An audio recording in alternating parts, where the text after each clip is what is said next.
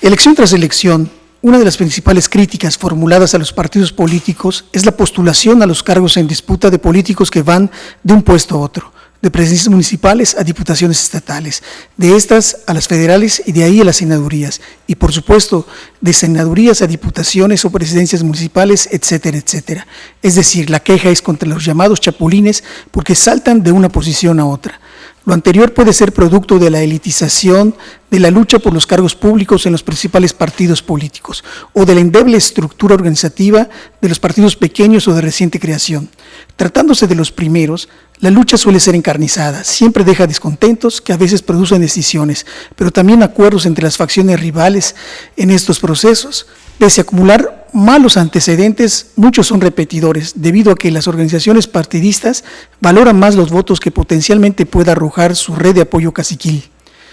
Junto con el poco aprecio por los políticos chapulines, otra queja importante se orienta hacia el bajo perfil de muchos candidatos a cargos de elección popular,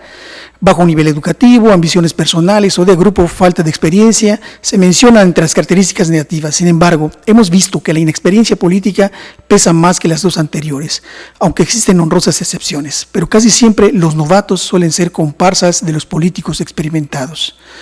Los problemas anteriores cobran tintes dramáticos cuando repercuten entre el ánimo ciudadano que se muestra molesto, desencantado, desilusionado, escéptico de la actividad política al grado que incuba el desinterés para participar en las elecciones y menos para ser miembro de algún partido político. Ante dicho panorama y la imperiosa necesidad de que la actividad política arroje resultados positivos en la solución de asuntos económicos, sociales y de seguridad, por solo mencionar tres de los más urgentes para el país y el Estado, surge la necesidad de tener personas con experiencia y trayectoria positiva en el desempeño de diversos cargos de elección popular, pues eso sería un elemento que pudiera abonar en favor de la reivindicación de la vida partidista y pasar del simple chapulineo a la profesionalización del desempeño del cargo público.